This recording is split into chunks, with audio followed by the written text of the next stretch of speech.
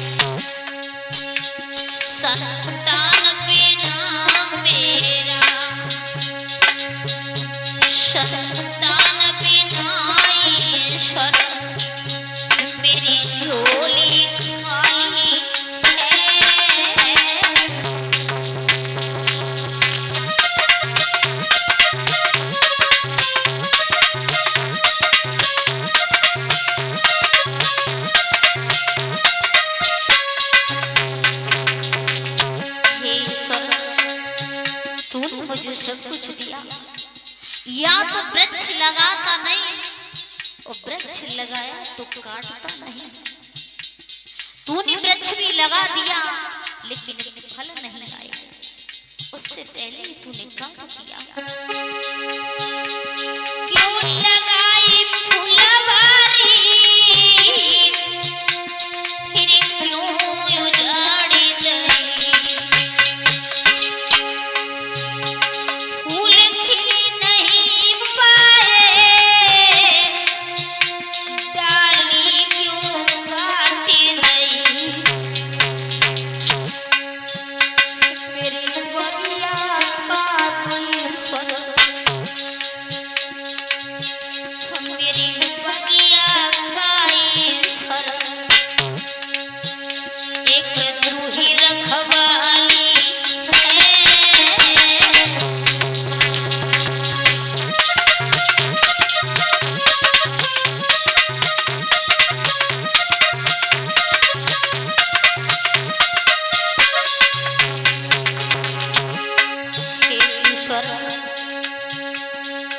ऐसा तूने क्यों किया मेरे साथ?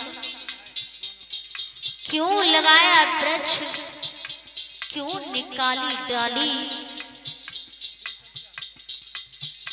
और तूने ही इसे काट दिया और तू ही था माली। हे ईश्वर, मेरे घर में बिना बेटा नहीं गूंजे कोई बोल, औरों की सुने सुने के मेरे सीने लगने गोली। क्या भूल पड़ी भगवान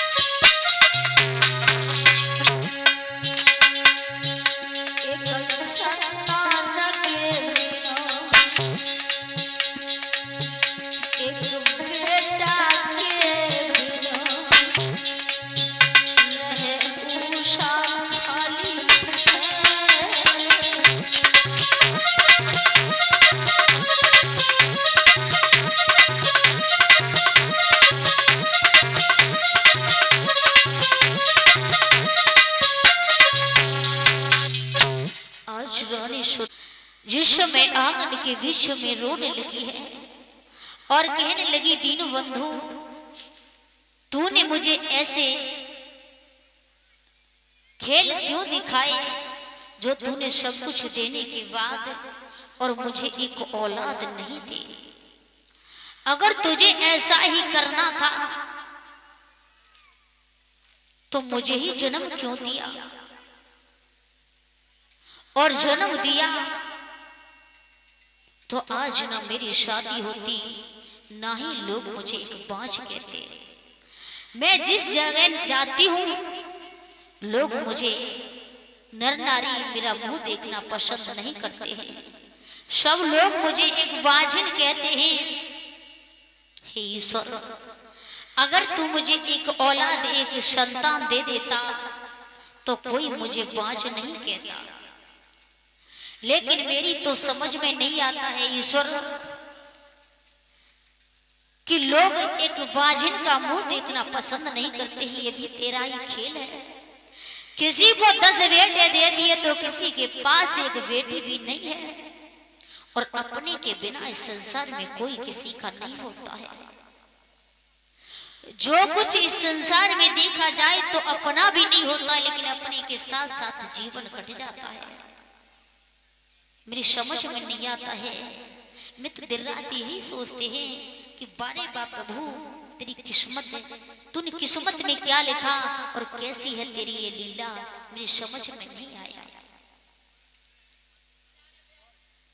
मेरी समझ में नहीं आया कैसी है प्रभु तेरी माया, कहीं धूप कहीं छाया, समझ में नहीं आया।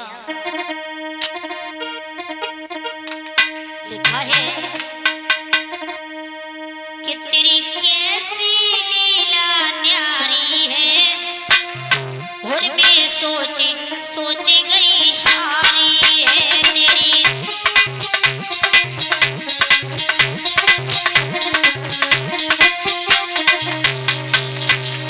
मेरे तो ये समझ में नहीं आया कि प्रभु की कैसी लीला है। किसी को दिया तो इतना दिया कि देता ही चला गया, और किसी से छीना तो छीनता ही चला गया कि उसे बिल्कुल भिखारी बना दिया। बारे बाई ईश्वर तेरी कैसी लीला न्यारी है, मैं सोच गई हारी है तेरी।